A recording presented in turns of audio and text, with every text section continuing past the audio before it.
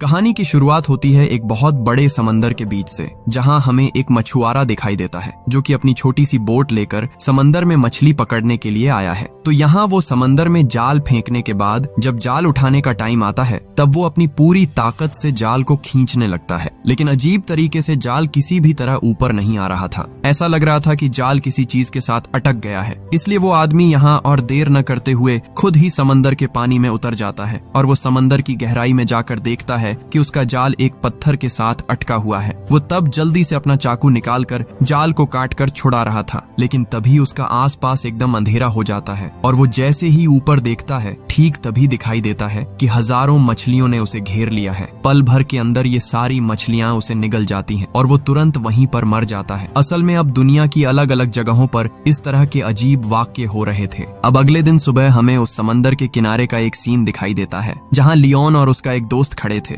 वो लोग basically marine creatures पर रिसर्च करते हैं और वो यहाँ समंदर के किनारे पड़ी हुई एक बहुत बड़ी व्हेल मछली को देख रहे थे जिसका वजन लगभग 30 टन के आसपास था, लेकिन व्हेल की बॉडी पर बहुत सारे चोट के निशान थे और वो मर चुकी थी। लेकिन लियोन को ये किसी भी तरह समझ नहीं आ रहा था कि इतनी बड़ी व्हेल की ये हालत किसने की। लियोन को शक होता है यहाँ के मछुआरों पर, इसलिए लियोन तब एक मछुआरे के पास जाकर जब भी व्हेल के बारे में पूछता है तब वो मछुआरा उसे कुछ न बोलकर उसे अपनी एक बोट के पास ले जाता है जिस बोट पर एक बहुत बड़े साइज की शार्क ने हमला किया था। ये मछुआरा यहाँ लियोन को बताता है कि कल जब वो अपनी बोट लेकर समंदर में गया था तब उसके साथ कुछ ऐसा हुआ था जो इससे पहले कभी नहीं हुआ। बीच समंदर में अचानक ही उसकी बोट के पास बहुत बड़ी बड़ी शार्क आने लगती हैं। शार्क्स के साथ बहुत सारी व्हेल भी थीं और वो इतनी ज्यादा खूंखार हो चुकी थीं कि वो उसकी बोट की हालत एकदम तहस नहस कर रही थी। इसलिए एक मोड़ पर मौत के मुंह से बचने के लिए उसने व्हेल पर हमला किया था। हालांकि ये सब कुछ जानने के बाद लियोन बहुत ज्यादा टेंशन में आ जाता है और उसे ये बिल्कुल समझ नहीं आ रहा था कि क्यों अचानक समंदर के जानवर इतने खूंखार हो गए हैं। दूसरी तरफ हमें चार्ली नाम का एक बायोलॉजिस्ट दिखाई देता है। वो भी बेसिकली समंदर के अलग अलग क्रिएचर्स पर रिसर्च करता था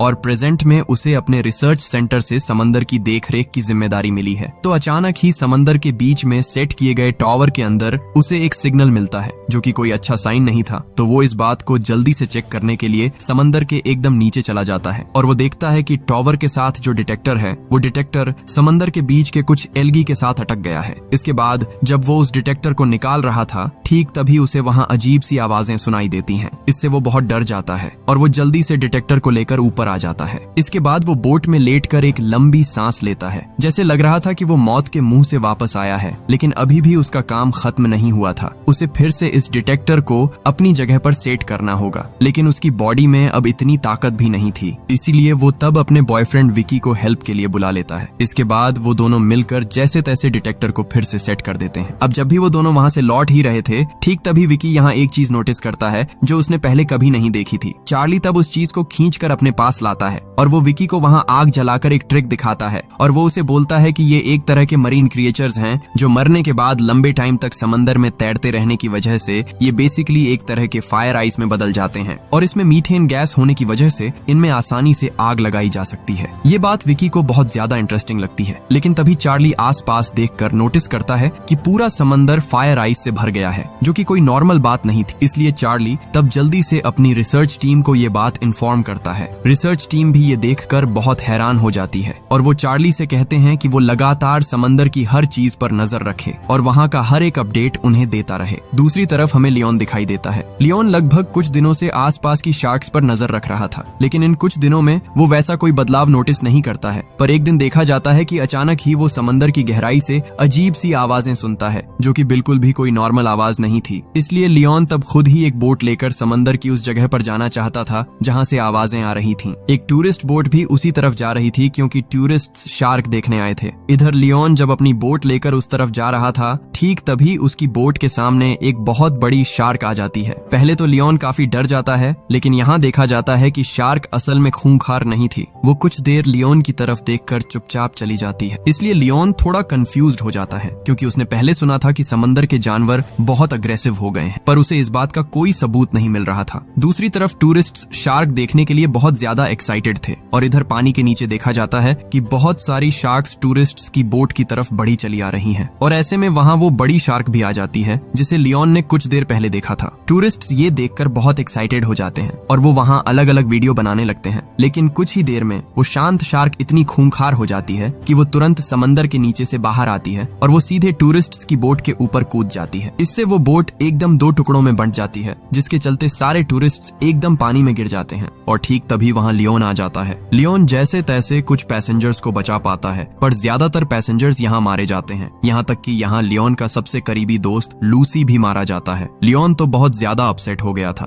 उसे समझ नहीं आ रहा था कि ये सब आखिर क्या हो रहा है। अब दूसरी तरफ हमें समंदर के बीच एक बहुत बड़ा रिसर्च शिप दिखाई देता है, जहाँ एक काफी बड़ा हेलीकॉप्टर आकर लैंड करता है और इस हेलीकॉप्टर से basically famous scientist doctor Siegel आए हैं, क्योंकि समंदर में और समंदर के जानवरों में जो बदलाव आ रहे हैं वो इस बात पर रिसर्च करके देखना चाहते हैं। असल में उस दिन उस विशाल शार्क के टूरिस्ट्स पर हमला करने के बाद से ही अलग अलग रिसर्चर्स और साइंटिस्ट्स ने समंदर पर नजर रखनी शुरू कर दी थी और डॉक्टर सीगल उनमें से सबसे मेन थे।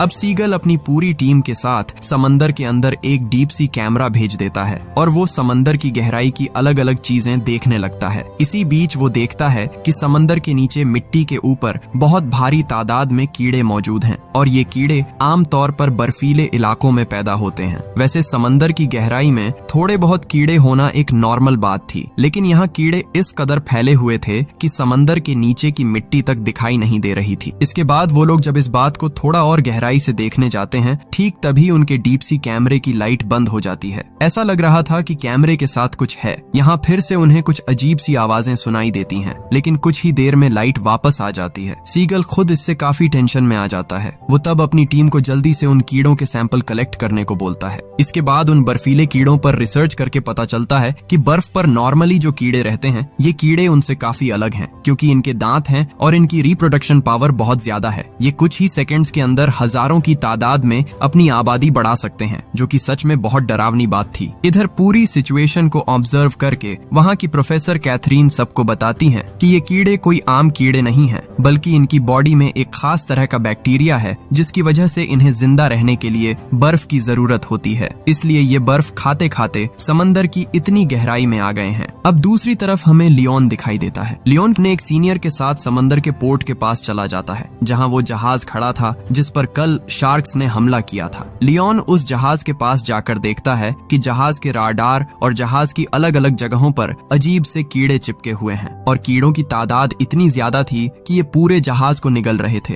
लियोन खुद भी ये देखकर बहुत हैरान हो जाता है। इसके बाद वो अपने सीनियर से जान पाता है कि पहले इन कीड़ों की तादाद बहुत कम थी, लेकिन ये मिनट मिनट में इतना ज्यादा रिप्रोड्यूस कर रहे हैं कि इनकी गिनती बढ़ती ही जा रही है। लियोन तब कीड़ों के कुछ सैंपल लैब में चेक करने के लिए ले जाता है और इन कीड़ों पर रिसर्च के बाद उन्हें एक बात पता चलती है, वो ये कि इन कीड़ों की बॉडी में कुछ ऐसा इन्फेक्शन था जो इससे पहले कभी किसी मरीन क्रिएचर की बॉडी में नहीं पाया गया था। लियोन को ऐसा लग रहा था कि यह मानव जाति के लिए कोई बहुत बड़ा इशारा है, शायद पृथ्वी बहुत बड़ी मुसीबत का सामना करने वाली है। इसलिए वो तब जल्दी से अपनी टीम को लेकर आता है और उस विशाल साइज की शार्क को रिसर्च के लिए ले आता है, जो कि समंदर के किनारे मरी हुई पड़ी थी। और वो उस शार्क पर रिसर्च करके देखता है कि उस शार्क के दिमाग के अंदर ठीक वही इन्फेक्शन मौजूद है जो जहाज पर चिपके कीड़ों की बॉडी में था। यानी मरीन क्रिएचर्स में जो बदलाव दिखाई दे रहे थे वो बेसिकली इसी इन्फेक्शन के बैक्टीरिया की वजह से हो रहे हैं। लेकिन यहाँ एक बात बेहद हैरान करने वाली थी, वो यह कि समंदर का हर एक जानवर अगर इन्फेक्टेड होता है तो उन्हें अलग अलग बैक्टीरिया इन्फेक्ट करते हैं। इसलिए यह कभी भी पॉसिबल नहीं है कि जो बैक्टीरिया इतने छोटे जीवों पर हमला कर पाया है वो इतने विशाल साइज की शार्क को भी इन्फेक्ट कर दे। अब पूरी सिचुएशन को और साफ तौर पर समझने के लिए लियोन समंदर का एक मैप निकालता है और वो उन सभी जगहों को मार्क करना शुरू कर देता है जहां अब तक शार्क और दूसरे जानवरों ने अजीब बिहेवियर दिखाया था। तो अब पूरे मैप पर मार्क करने के बाद देखा जाता है कि वहां एक अजीब सा पैटर्न बन जाता है जो कि शार्क्स का एक माइग्रेशन रूट था। यानी बेसिकली इन्हीं जगहों पर शार्क्स अब घूम रही हैं और लियोन का मानना था कि उस पूरे इलाके में वो खतरनाक बैक्टीरिया फैला हुआ है। इसलिए इस बात को पूरी तरह चेक करने के लिए वो अगले ही दिन अपने एक दोस्त को लेकर समंदर में चला जाता है और वो खुद उस जगह पर चला जाता है जहां शार्क्स मौजूद थी। हालांकि वो सेफ्टी के लिए ऐसे टाइम पर जाता है जब शार्क्स आमतौर पर सो रही होती हैं। इसके बाद लियोन एक एक शार्क के पास जाकर उन्हें देखने लगता है, मगर इतने विशाल जानवरों के बीच जाकर वो बहुत ज्यादा डर रहा था। लेकिन अब इंसानों की सेफ्टी के लिए उसे ऐसा करना ही होगा। वो तभी शार्क्स की मूवमेंट को ट्रैक करने के लिए एक सोती हुई शार्क की बॉडी पर एक ट्रैकिंग डिवाइस लगा रहा था, लेकिन ठीक तभी शार्क्स नींद से जाग जाती हैं। लियोन इससे बहुत ज्यादा डर जाता है और वो तेजी से ऊपर की तरफ बढ़ने लगता है। दूसरी तरफ बोट पर उसके टीम मेंबर भी बहुत ज्यादा डरे हुए थे, क्योंकि उसने भी देख लिया था कि शार्क्स जाग चुकी हैं। इसलिए वो जल्दी से लियोन को जैसे तैसे बोट पर चढ़ने में हेल्प करता है और वो इस बार के लिए किसी तरह जिंदा बचकर उस जगह से भाग निकलते हैं। इसके बाद देखते ही देखते लगभग कुछ दिनों का टाइम बीत जाता है। लियोन तब फिर से अपनी टीम के साथ समंदर में जाता है ताकि आज वो अपने उस ट्रैकिंग कैमरे को वापस ला सके। हालांकि इसके लिए आज उसे समंदर के अंदर नहीं उतरना पड़ता, बल्कि उसका ट्रैकिंग कैमरा पानी में तैर रहा था। इसीलिए लियोन जल्दी से तब कैमरे को लेकर अपनी लैब में वापस आ जाता है और वो कैमरे के वीडियो फुटेज चेक करना चाहता है। वो तब ट्रैकिंग कैमरा कनेक्ट करके अपनी पूरी टीम के साथ वीडियो फुटेज देखने लगता है। शुरुआत के वीडियो में सब कुछ नॉर्मल लग रहा था, लेकिन बाद में उन्हें एक अजीब चीज दिखाई देती है। वो ये कि एक एक शार्क को अलग अलग जगहों पर जाना चाहिए था, लेकिन अब शार्क्स ऐसा नहीं कर रही हैं, बल्कि वो एक लाइन बनाकर सीक्वेंस में पानी के नीचे की तरफ जा रही हैं। यानी वो समंदर की इतनी ज्यादा गहराई में चली जा रही हैं, जितनी गहराई में शार्क्स का कभी भी जाना पॉसिबल नहीं है। यहाँ शार्क्स का बिहेवियर देखकर ऐसा लग रहा था कि शार्क्स को शायद समंदर की गहराई से कोई कंट्रोल कर रहा है। अब वीडियो के बिल्कुल लास्ट सीन में देखा जाता है कि शार्क्स जब समंदर की एकदम गहराई में पहुंचती हैं, तब वहां अजीब सी लाइट जैसा कुछ दिखाई देता है और उसके अंदर से एक बहुत भारी दहाड़ की आवाज आने लगती है और सारी शार्क्स उसी जगह पर जाकर रुक जाती हैं। ऐसा लग रहा था कि यह चीज शायद उन्हें कंट्रोल कर रही है और यह सीन देखकर हर एक साइंटिस्ट एकदम हैरान रह जाता है, क्योंकि ये लाइट जैसी चीज असल में क्या बला है, इस बात का वो अंदाजा भी नहीं लगा पा रहे थे। अब हमें कल रात का एक वाकया दिखाई देता है। एक बहुत बड़ा जहाज समंदर के बीच से जा रहा था, लेकिन अचानक एक जगह पर आकर जहाज रुक जाता है। यानी जहाज चाहकर भी उस जगह से हिल नहीं पा रहा था। इससे जहाज के अंदर मौजूद सभी लोग बहुत ज्यादा डर जाते हैं और ठीक ऐसे में देखा जाता है कि पूरे जहाज को उस लाइट जैसी चीज ने एकदम घेर लिया है और तुरंत वहां के पानी में अजीब किस्म की लहरें दिखाई देने लगती हैं, जो इससे पहले कभी किसी ने नहीं देखी थी। इसके बाद देखा जाता है कि धीरे धीरे वो लाइट जैसी चीज जहाज को अपनी तरफ खींचना शुरू कर देती है और महज कुछ ही सेकंड्स के अंदर जहाज वहां डूब जाता है। यानी उस लाइट जैसी चीज ने जहाज को अजीब तरीके से क्रश कर दिया। इधर लियोन और बाकी लोग जब वो फुटेज देख रहे थे, तब उन्हें समंदर के नीचे वो डूबा हुआ जहाज दिखाई देता है और जहाज की कंडीशन देखकर वो समझ जाते हैं कि ये जहाज 2-4 दिनों के अंदर ही डूबा है और इस जहाज के डूबने के पीछे जरूर कोई और वजह है, क्योंकि पिछले 1 महीने के अंदर समंदर में कोई तूफान या ऐसा कुछ भी नहीं आया था। अब इस बात को लेकर सभी साइंटिस्ट्स के बीच भी कंफ्यूजन शुरू हो जाता है, लेकिन उनके बीच जो सबसे बड़े साइंटिस्ट थे यानी सीगल, उन्हें यहाँ चार्ली की बातें लॉजिकल लग रही थी, क्योंकि असल में पिछले कुछ दिनों से जो भी वाकये हो रहे थे वो किसी चमत्कार से कम नहीं थे, क्योंकि इन सब बातों को लेकर उनके पास कोई साइंटिफिक एक्सप्लेनेशन भी नहीं था। तो सीगल जब अपने घर बैठकर इन सब चीजों के बारे में सोच रहे थे, ठीक तभी उन्हें उनके स्टूडेंट का फोन आता है, जिसका नाम था किट। किट यहाँ उन्हें एक वीडियो भेजता है जो कि बेसिकली समंदर के एक और रिसर्च का वीडियो था। इस वीडियो में भी वो अजीब लाइट दिखाई दे रही थी, यहाँ तक कि वो भयानक दहाड़ की आवाज भी सुनाई दे रही थी। इसके बाद सीगल इस पूरे मामले को लैब में रिसर्च करके देखने को बोलते हैं। इसके बाद सच में आवाज के साथ हर एक वीडियो का मैच मिल जाता है, इसलिए सेल तब तुरंत चार्ली के सीनियर को ये बात बताता है। सीनियर समझ जाता है कि वो बेकार में ही चार्ली पर गुस्सा कर रहा था, लेकिन फिर भी वो चार्ली के सामने झुकना नहीं चाहता था और चार्ली ने जो सही अंदाजा लगाया था, इस बात को वो एक्सेप्ट नहीं करना चाहता था। इसलिए अगले दिन सीगल खुद चार्ली से मिलने के लिए चला आता है और वो चार्ली को बताता है कि वो उसकी बात से एग्री करता है। चार्ली ने जो अंदाजा लगाया है वही सही है और चार्ली आज पूरी रिसर्च टीम के साथ पैसिफिक ओशन के एक और बड़े रिसर्च के लिए जाएगी, जहां इस पूरे मामले को और बड़े लेवल पर डिस्कस किया जाएगा। इसलिए बेसिकली सीगल उसे कुछ इंपॉर्टेंट बातें बताने आया है। तो चार्ली के वहां जाने से पहले सीगल उसे काफी सारे वीडियो फुटेज दे देता है, जो बेसिकली उसे अपने स्टूडेंट किट से मिले थे, ताकि वो उन वीडियो फुटेज को वहां की रिसर्च में काम में ला सके। सीगल यहाँ चार्ली को उसके काम के लिए बहुत ज्यादा अप्रिशिएट करता है, जिसके चलते यहाँ उन दोनों के बीच काफी अच्छी बॉन्डिंग हो जाती है और चार्ली यहाँ सीगल से विदा लेकर अपने वॉच टावर की तरफ निकल पड़ती है। दूसरी तरफ हमें सीगल का वो स्टूडेंट किट दिखाई देता है जो एक रिसर्च लैब में काम कर रहा था, लेकिन यहाँ भी एक अजीब वाकया हो जाता है। देखा जाता है कि यहाँ एक साथ सबके फोन पर रिंग बज उठती है। इसके बाद फोन चेक करने पर पता चलता है कि उनके फोन पर एक बड़ी सुनामी का वार्निंग मैसेज आया है है जिसका डेंजर लेवल बहुत ज्यादा था। और ये सुनामी जिस शहर में अब आने वाली थी उन शहरों में चार्ली का वो वॉच टावर भी शामिल था जहां अभी बेसिकली चार्ली अपनी रिसर्च के लिए गई हुई है। ये खबर मिलने पर किट तब चार्ली को बार बार फोन करने लगता है ताकि वो उसे सावधान कर सके, लेकिन चार्ली बेसिकली अपना फोन अपने घर पर ही भूल कर आ गई थी, इसलिए चार्ली से फोन पर किसी भी तरह कांटेक्ट नहीं हो पा रहा था। इस वजह से किट तब जल्दी से सीगल को ये बात इन्फॉर्म करता है ताकि वो चार्ली को उस वॉच टावर में जाने से मना कर सके, लेकिन चार्ली तो ऑलरेडी वहां पहुंच चुकी थी। फिर भी सीगल तब जल्दी से अपने हेलीकॉप्टर की हेल्प से जैसे तैसे चार्ली के वॉच टावर तक पहुंच जाता है। और सुनामी जब उसके वॉच टावर को एकदम तोड़कर तहस नहस करने वाली थी, ठीक उसके कुछ मिनट पहले सीगल उसे किसी तरह बचाकर हेलीकॉप्टर में चढ़ा लेता है और वो लोग नीचे देखते हैं कि चार्ली का पूरा वॉच टावर पल भर के अंदर पानी में समा जाता है। फिर भी आज सीगल की वजह से किसी तरह चार्ली की जान बच जाती है, मगर इस दौरान फिर से दुनिया की अलग अलग जगहों पर अजीब अजीब चीजें हो रही थीं। कहीं कहीं आसमान में झुंड के झुंड पक्षी उड़ रहे थे, तो कहीं कहीं सुनामी आने के बजाय समंदर का वाटर लेवल नीचे गिर रहा था, जिसके चलते समंदर के किनारे सूख रहे थे। हालांकि जो लोग इस वक्त समंदर को अपनी आंखों से देख रहे थे वो सब समझ चुके थे कि ये कोई नॉर्मल बात नहीं है, बल्कि समंदर एक बहुत बड़ी तबाही से पहले अपना सारा पानी पीछे खींच रहा है और पल भर के अंदर पूरा पानी पूरे शहर पर टूटने वाला है। इसलिए जो जहां था सब भागने की कोशिश कर रहे थे, लेकिन देखते ही देखते विशाल समंदर अलग अलग शहरों पर टूट पड़ता है, जिसके चलते सैकड़ों लोग मारे जाते हैं और सैकड़ों शहर तबाह हो जाते हैं। अब जब ये पूरा मामला बहुत ज्यादा सीरियस हो चुका था, तब गवर्नमेंट की तरफ से एक बहुत बड़ी मीटिंग बुलाई जाती है और उस मीटिंग में एक बहुत बड़ा साइंटिस्ट सबको एक ऐसे वायरस के बारे में बताता है जो कि उस सुनामी से भी कहीं ज्यादा खतरनाक था। वो यहाँ बताता है कि समंदर के अंदर जो वायरस ऑलरेडी फैल चुका है, वो अगर इस तरह धीरे धीरे इंसानों की बॉडी में फैलना शुरू हो गया तो कोई भी इंसान जिंदा नहीं बचेगा। इससे सब बहुत ज्यादा टेंशन में आ जाते हैं, मगर दूसरी तरफ देखा जाता है कि वो वायरस ऑलरेडी इंसानों की बॉडी में फैलना शुरू हो चुका है। एक गैराज के अंदर जब एक एम्प्लॉय काम कर रहा था, ठीक तभी अचानक उसकी तबीयत एकदम खराब हो जाती है और कुछ ही सेकंड्स के अंदर उसके मुंह से खून आने लगता है, ठीक वैसा ही जैसा शेफ के साथ भी हुआ था। इसके बाद पल भर में वो भी वहां दम तोड़ देता है।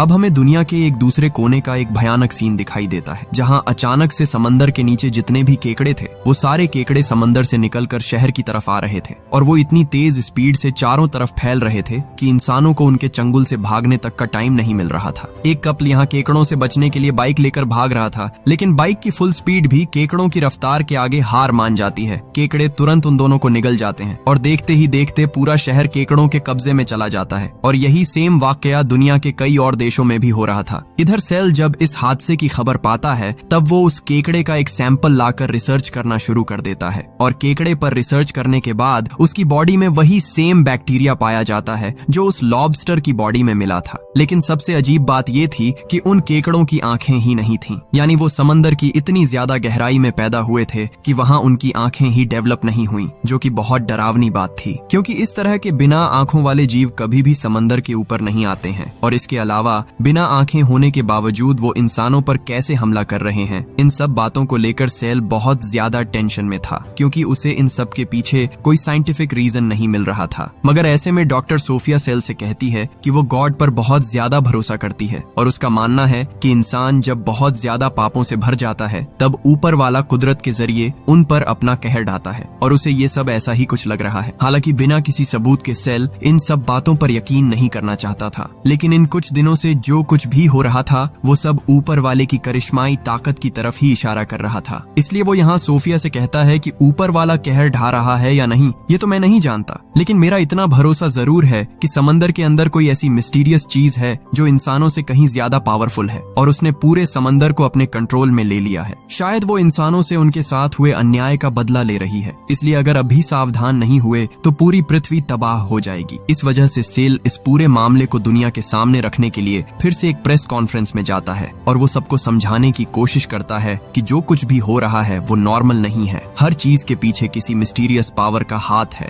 शायद ऊपर वाला खुद कुदरत के जरिए इंसानों से बदला ले रहा है, इंसानों को खत्म कर रहा है, इसलिए अभी सबको सावधान होकर ऊपर वाले से दुआ करनी चाहिए। लेकिन यहाँ कई बड़े बड़े ऑफिसर्स सेल की बात पर बहुत जोर से हंस रहे थे, क्योंकि सेल की बातों का कोई साइंटिफिक एक्सप्लेनेशन नहीं था। मगर सेल जब यहाँ अपनी बातों के कुछ लॉजिक्स और वीडियो फुटेज दिखाता है, तब यहाँ मौजूद कई लोगों के मन में इस बात को लेकर डर बैठ जाता है। यहाँ तक कि देखा जाता है कि सेल के साथ वीडियो कॉन्फ्रेंस में समंदर के वो साइंटिस्ट्स की टीम भी जुड़ी हुई थी, जो लोग इस मामले पर काफी दिनों से रिसर्च कर रहे थे। तो सेल यहाँ जो कुछ भी कह रहा था उस सबसे साइंटिस्ट्स की पूरी टीम एग्री कर रही थी, क्योंकि अचानक विशाल शार्क्स का बार बार इंसानों पर हमला करना, समंदर की भयानक सुनामी का इंसानों को तबाह कर देना, समंदर से केकड़ों का बाहर आकर इंसानों को निगल जाना और साथ ही समंदर की उस रहस्यमयी लाइट के अंदर पूरे जहाज का समा जाना, ये सब किसी मिस्टीरियस वाकये के बिना कुछ और हो ही नहीं सकता। इसके बाद देखा जाता है कि सीगल तब सेल के साथ एक मीटिंग अरेंज करता है। साथ ही वो यहाँ उन सभी साइंटिस्ट्स को भी बुलाता है जिन्होंने बेसिकली समंदर के अलग अलग मिस्टीरियस वाकये देखे थे। तो सीगल तब उन सब के साथ इस मुद्दे पर डिस्कशन करना शुरू करता है, मगर काफी बातचीत के बाद भी यहाँ कोई साइंटिफिक रीजन नहीं मिल पाता है। इसलिए वो सब डिसाइड करते हैं कि वो इस पूरे मामले को फिर से एक मिस्ट्री के तौर पर ही एक्सप्लेन करेंगे, क्योंकि इसके अलावा उनके पास और कोई रास्ता नहीं है। मगर इस बात से उनकी सबसे सीनियर प्रोफेसर कैथरीन वहाँ से चली जाती हैं और वो टीम से हमेशा के लिए बाहर हो जाती हैं, क्योंकि वो जानती हैं कि दुनिया का कोई भी इंसान साइंटिफिक एक्सप्लेनेशन के बिना उनकी बातों पर यकीन नहीं करेगा। इसलिए जहाँ उनकी कोई वैल्यू नहीं है वहाँ वो नहीं रहेंगी। मगर उनके चले जाने से उनकी टीम का बहुत बड़ा लॉस हो जाएगा और उनकी इस रिसर्च को उनके बिना पूरा करना नामुमकिन बात थी, क्योंकि अगर वो चली गईं तो गवर्नमेंट की तरफ से रिसर्च के लिए उन्हें पैसा भी नहीं दिया जाएगा। फिर भी सीगल यहाँ पूरी रिसर्च की जिम्मेदारी खुद अपने कंधों पर ले लेता है और वो गवर्नमेंट की मीटिंग के जरिए सबको समझाकर कहता है कि उनके पास अब सिर्फ एक ही रास्ता बचा है। उन्होंने समंदर के अंदर जो मिस्टीरियस चीज देखी है उन्हें जैसे भी हो उसके साथ कम्युनिकेट करना होगा और उसी से जानना होगा कि आखिर वो चाहती क्या है। और उसका अंदाजा था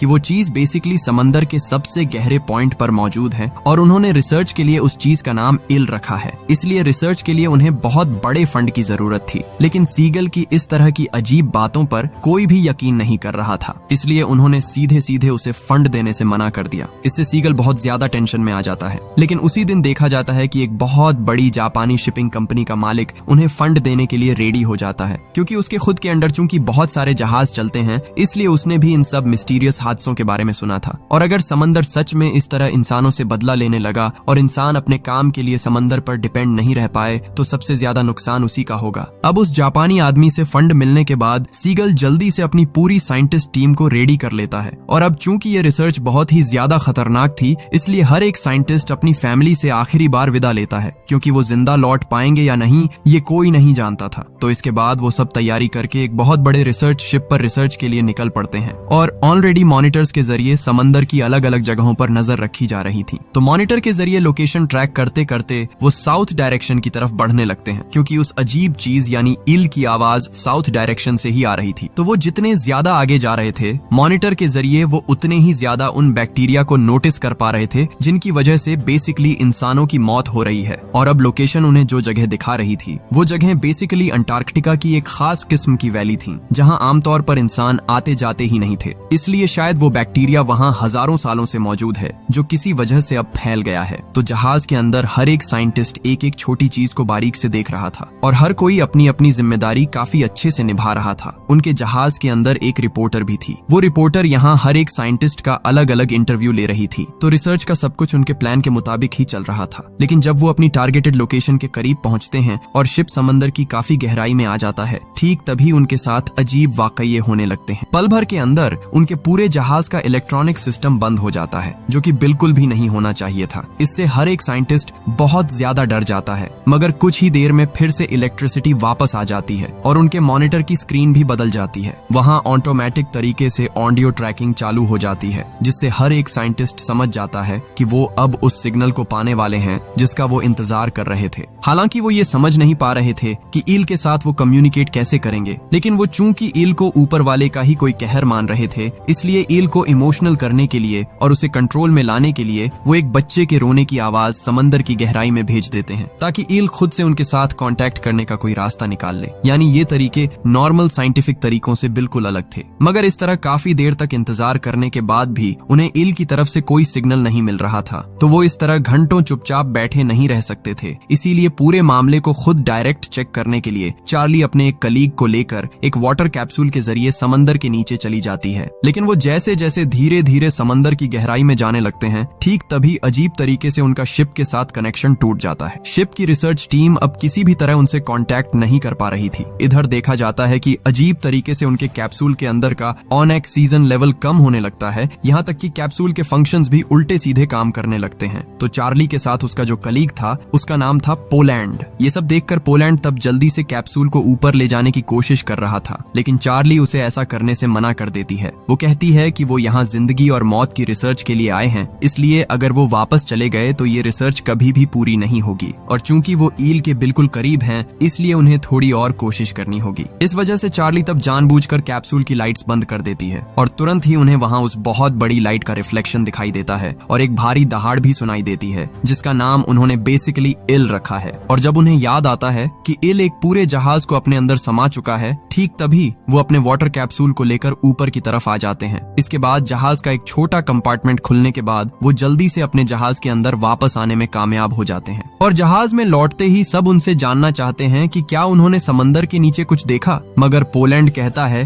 कि उसने कुछ नहीं देखा। लेकिन चार्ली बताती है कि उसने देखा है, उसने इल को देखा है जो पानी के अंदर चमक रहा था। अब जहाज के अंदर इन सब बातों को लेकर डिस्कशन चल ही रहा था, लेकिन ठीक ऐसे में देखा जाता है कि उनके कंप्यूटर स्क्रीन पर अब बहुत तेज तेज सिग्नल आने शुरू हो जाते हैं। और इस सिग्नल का पैटर्न देखकर ही समझ आ रहा था कि जैसे जैसे उनके बच्चों के रोने का ऑडियो स्पीड बढ़ रहा था, वैसे वैसे ये सिग्नल और तेज हो रहा था, यानी इल शायद उनके इस रोने की आवाज पर रिस्पॉन्स कर रहा है। अब हमें उस रिसर्च शिप के अंदर एक छोटा सा पूल दिखाई देता है, जिस जगह को बेसिकली रिसर्च के लिए ही बनाया गया था, और यहीं पर उनका वाटर कैप्सूल रखा हुआ था। तो इस पूल के पास वो जर्नलिस्ट भी थी जिसने एक एक करके उन सब का इंटरव्यू लिया था। तो वो यहाँ जब इन नजारों को रिकॉर्ड कर रही थी, ठीक तभी वहाँ एक अजीब वाकया दिखाई देता है। उनके शिप के अंदर जो पूल है, उस पूल के पानी में भी अजीब सी लाइट दिखाई दे रही थी और पानी में अजीब तरीके से लहरें उठ रही थीं। तो इसे चेक करने के चक्कर में वो जर्नलिस्ट पानी में गिर जाती है। इसके बाद सीगल और लियोन की टीम जब ये देखती है तो वो उसे जल्दी से बाहर निकाल लाते हैं और उसका ब्लड टेस्ट करके देखा जाता है कि वो भी बेसिकली उसी वायरस से इन्फेक्टेड हो चुकी है, यानी उनके शिप के पूल के पानी के अंदर भी वो बैक्टीरिया आ चुका है। मगर सबसे अजीब बात ये थी कि जर्नलिस्ट के साथ जब ये हादसा हो रहा था, ठीक तभी फिर से उनके शिप के सारे सिग्नल्स चले गए थे और जर्नलिस्ट को बचाने के बाद उनके पास और भी तेज तेज सिग्नल्स आ रहे थे, यहाँ तक कि उन्हें ईल की तरफ से एक मैसेज भी मिला था। हालांकि एक साइंटिस्ट इस मैसेज को ध्यान से देखकर समझ पाता है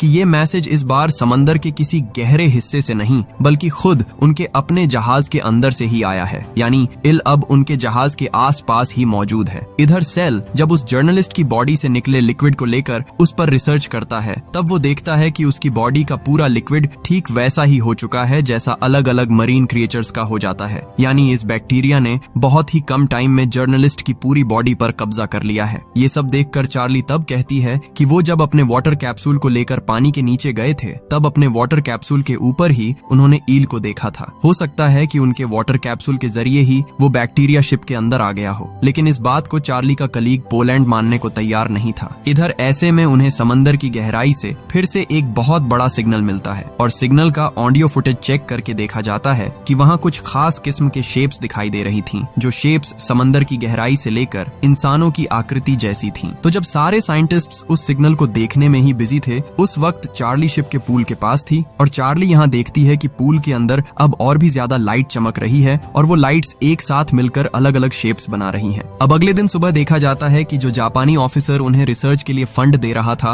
वो ऑफिसर एक हेलीकॉप्टर के जरिए उनके शिप पर चला आता है, क्योंकि वो रिसर्च के सारे अपडेट्स जानना चाहता था। इसलिए हर एक साइंटिस्ट तब एक जगह बैठकर उसे अपनी रिसर्च की हर एक बात समझाने की कोशिश कर रहा था। कल से हुई रिसर्च के बेस पर वो एक चीज समझ चुके थे कि असल में ये कोई अंधविश्वास या करिश्मा नहीं है, बल्कि वो इल नाम की चीज एक तरह की स्पीशीज है, ठीक जैसा एलियंस को कहा जाता है। यह एक ऐसी स्पीशीज है जो हजारों सालों से पानी के अंदर पहले से ही मौजूद थी, लेकिन यह शायद इंसानों के किसी बिहेवियर की वजह से जाग उठी है और उनके एनवायरनमेंट का बैलेंस बिगड़ने की वजह से वो इंसानों से बदला लेना चाहती है, क्योंकि सैकड़ों सालों से इंसान समंदर पर अत्याचार कर रहा है। इसलिए वो अब किसी भी तरह ये नहीं चाहती कि इंसान फिर से पॉल्यूशन के जरिए उनके समंदर को खराब कर दे या उनका वजूद मिटा दे। इसीलिए बेसिकली वो जानबूझकर समंदर के पानी में बैक्टीरिया फैला जा रही है ताकि इंसान उनसे दूर हट जाए। लेकिन समंदर ही तो इंसानों की पानी की रिसर्च का एकमात्र जरिया था, इसलिए यह तो कभी भी पॉसिबल नहीं है कि इंसान समंदर छोड़ देगा। वो जापानी ऑफिसर यहाँ इस बारे में सवाल करता है कि इंसानों के लिए समंदर को छोड़ना तो कभी भी पॉसिबल नहीं है, अब वो लोग क्या करेंगे। तब साइंटिस्ट्स उसे खुशी के साथ बताते हैं कि कल से वो स्पीशीज उन्हें बार बार सिग्नल दे रही है, उनके अलग अलग ऑडियो पर रिस्पॉन्स कर रही है, यानी इसका मतलब वो उनके साथ कम्युनिकेट कर रही है। इसलिए वो उनके साथ कांटेक्ट करके बेसिकली एक डील करना चाहती है जिसके जरिए उनका वजूद भी बचा रहेगा और इंसान भी समंदर का पानी यूज कर पाएंगे और शायद वो लोग अपने मिशन के बहुत करीब। दूसरी तरफ हमें साइंटिस्ट्स की एक और टीम दिखाई देती है। उन्होंने यहाँ एक खास किस्म का केमिकल तैयार किया था जिस केमिकल को पानी में डालने से वो सारे बैक्टीरिया मारे जाएंगे। इसलिए अब कई साइंटिस्ट्स मिलकर डिसाइड करते हैं कि इस केमिकल को वो पूरे समंदर में डालेंगे और बैक्टीरिया को खत्म कर देंगे। लेकिन सीगल इस बात के लिए एग्री नहीं था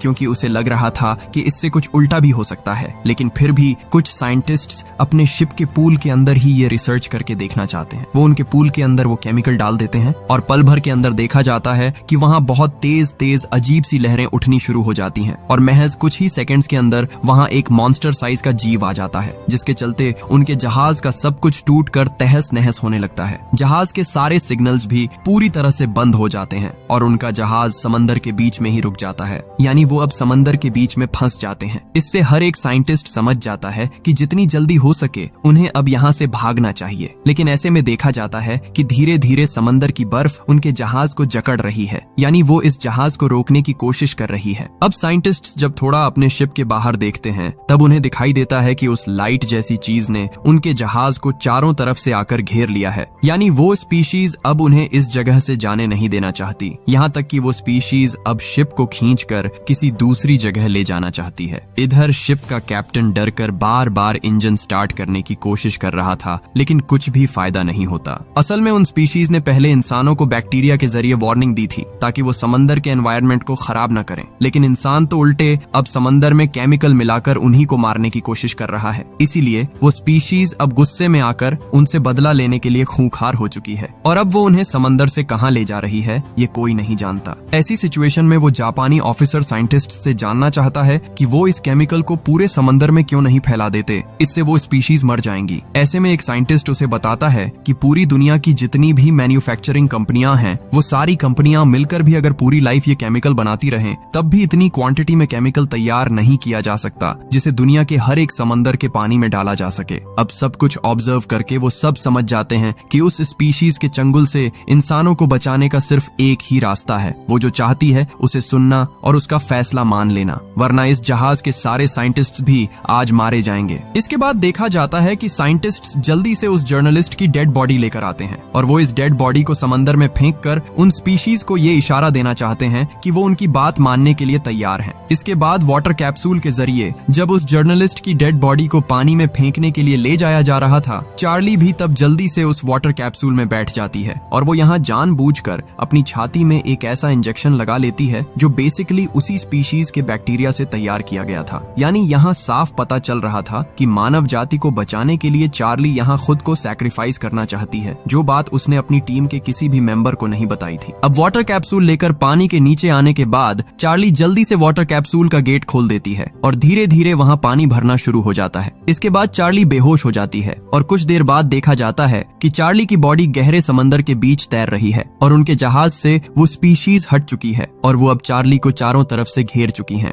हालांकि यहाँ उनकी मूवमेंट देखकर साफ पता चल रहा था कि वो शायद अब इंसानों से खुश थीं, क्योंकि चार्ली ने खुद उनके आगे सरेंडर कर दिया था। यानी उन्होंने इंसानों के साथ जो जंग शुरू की थी उस जंग में इंसानों ने उनके आगे हार मान ली है और वो जीत चुकी हैं। इसके बाद देखा जाता है कि वो स्पीशीज चार्ली को प्रोटेक्ट कर रही थी और उसे समंदर के नीचे जिंदा रखने की कोशिश कर रही थी। अब अगले दिन सुबह देखा जाता है कि उस समंदर के एक किनारे पर चार्ली को होश आ जाता है और चार्ली जब अपनी आंखें खोलकर देखती है तब हमें दिखाई देता है कि उसकी आंखों के अंदर ठीक वही लाइट चमक रही है जो लाइट बेसिकली उस स्पीशीज की थी। यानी चार्ली को बचाने के जरिए उन्होंने इंसानों के साथ दोस्ती कर ली है और शायद अब फिर से सब कुछ पहले की तरह नॉर्मल हो जाएगा। तो ऐसे ही एक थ्रिलिंग एंडिंग के साथ कहानी यहीं खत्म हो जाती है।